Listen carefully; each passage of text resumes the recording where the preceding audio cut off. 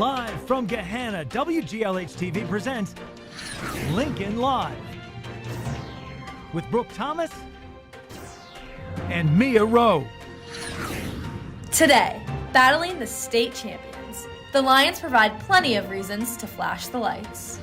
The cast list is complete. Meet the students who will prove that nice is different than good in this year's musical. And the big reveal. What is this year's homecoming theme? You're watching Lincoln Live. Good morning, Lincoln. Your favorite duo is back. I'm Brooke Thomas. And I'm Mia Rowe. Hey, Brooke, did you catch the game this weekend? Mia, I was standing right next to you the whole time. Sorry, I was too busy being on the edge of my seat. Our football team put on a great show. I know, right? And being back in the den made it 10 times better. If you missed the excitement, this past Friday, the Lions hosted Olentangy Liberty in a nail-biter where the Lions came home with the win, 20-14. Barack Cummings was breaking tackles all night as he had 212 yards rushing along with 2 TDs. Late in the fourth, with Liberty looking to rally, Zion Haynes-Coleman came up with the game-winning interception to put the Patriots away. We spoke to Zion and Barack after the game to see how they felt about the big win. Here they are.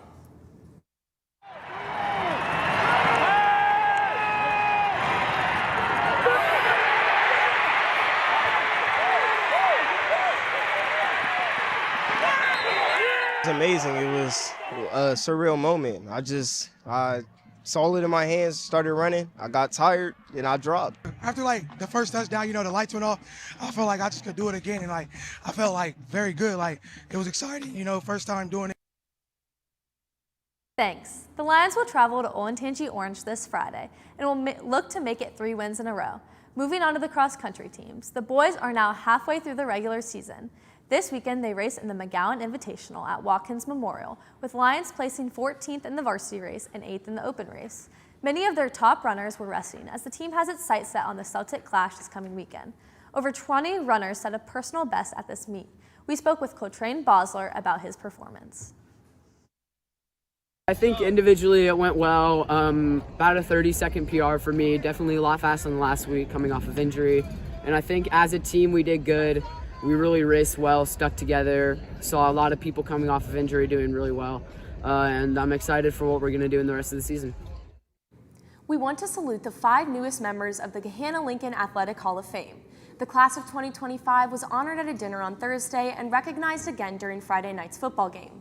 This year's inductees include All-State softball player Rachel Smith-Gonzalez, Ohio Softball Hall of Fame coach Jim Campy-Campolo, football and baseball standout Andy Ayers, All-Ohio volleyball player Dan Nowak, and 3-sport athlete Brian Hicks from the class of 1978.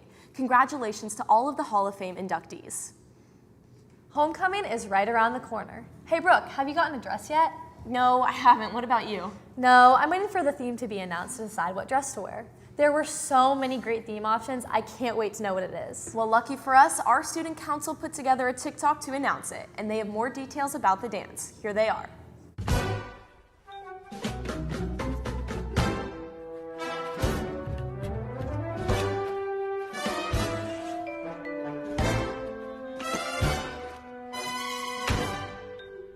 I'm excited to announce that this year's HOCO theme is Night in the City. It'll be on September 27th, and tickets go on sale tomorrow, so go get your tickets. The cast list for the fall musical is out. A huge thank you to all those who auditioned, and congratulations to those who were cast in the show. Here is your cast for the Gahanna-Lincoln Theater Department's production of Into the Woods.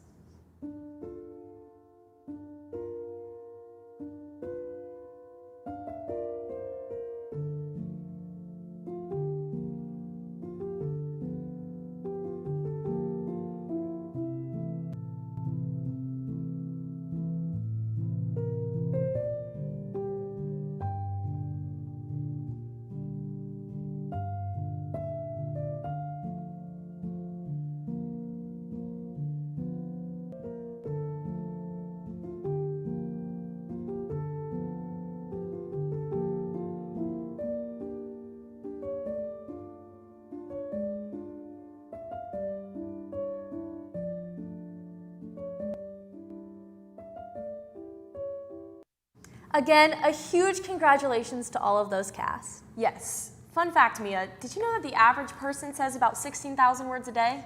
Really?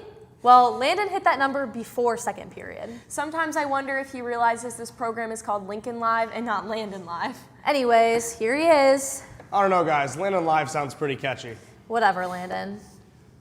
With fall coming up, the beehives are back in season. The Beekeeping Club is holding an interest meeting today after school in H195, where they will discuss how this year will go, as well as determine future meeting dates. Students will be visiting the hives, learning all about keeping bees and selling honey. We spoke with advisor Mrs. Palmer to learn more about this club. So today we're having a beekeeping club interest meeting, and during beekeeping club we keep bees, and we have 2 hives over at the church across the street, and so we go out and we check on them about once a week when the weather is warm in the fall and then the spring. And then during the winter we'll learn about pollinators and why they are important to the ecosystem. We'll collect honey and we'll sell it. Mrs. Palmer's biology class recently did a lab on homeostasis, which is a process of keeping the body's internal conditions stable and balanced.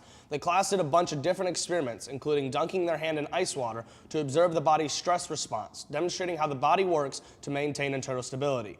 Wow, maybe Bill Nye was right. Science is cool. National Honor Society is kicking off a new initiative this school year with themed service months. September's theme is Cans for a Cause, focused on hunger relief.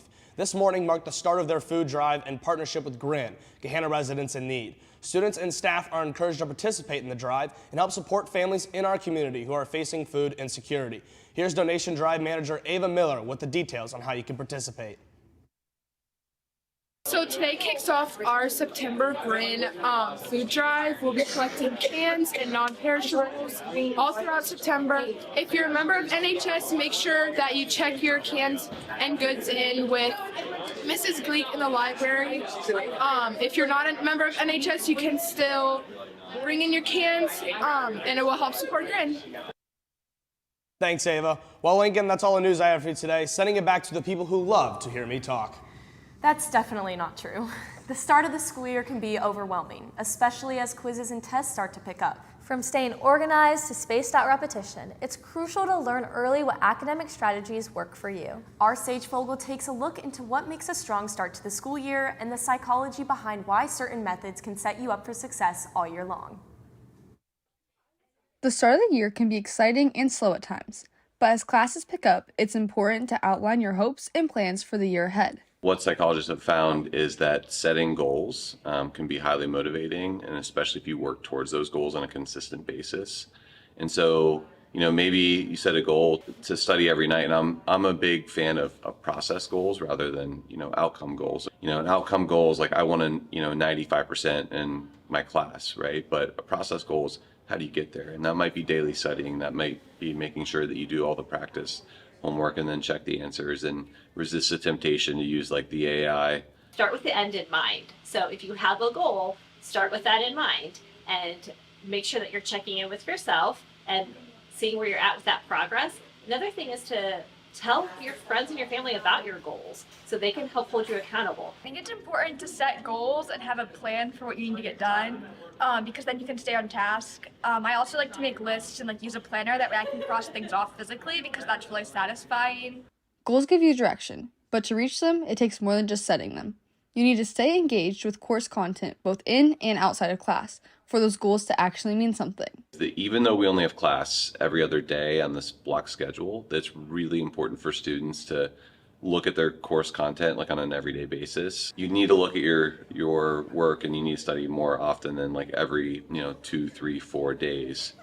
Psychologists have done a lot of research on this with memory, and what they've proven time and time again is that if you distribute your rehearsal, if you spread out your studying, it's so much more effective. And because we only meet for 83 minutes every other day, it's important to make the most of your class time. Most of our teachers already have a setup that is going to allow for instruction and intervention and study time and breaks for students who are having trouble with that focus. It's just about working with your teacher to find a routine that works best for you, whether you need those breaks or how to best organize yourself so that you're making the most of the 83 minutes. Just taking breaks is really helpful. So if you finish one thing and you've been working for a while, it's helpful to go get a drink or eat a snack or walk around. While studying and preparing are important for academic success, it's equally important to allow for downtime to give your mind a break. I also think that it's important to give yourself free time and time off, just like unstructured time where you can do other things that you enjoy or that you can hang out with friends in, just so that you don't get too burnt out. So, be sure to be purposeful about how you approach your academic career this school year, but also take time to grow as a person. This is Sage Vogel for Lincoln Live. Well, Lincoln, we survived another show. And for the record, it was 67% preparation, 13% luck, and 20% caffeine. If you're tired of us, tune in tomorrow for some new faces. But before we go, enjoy this performance from the band's Wizard of Oz show last week. Bye.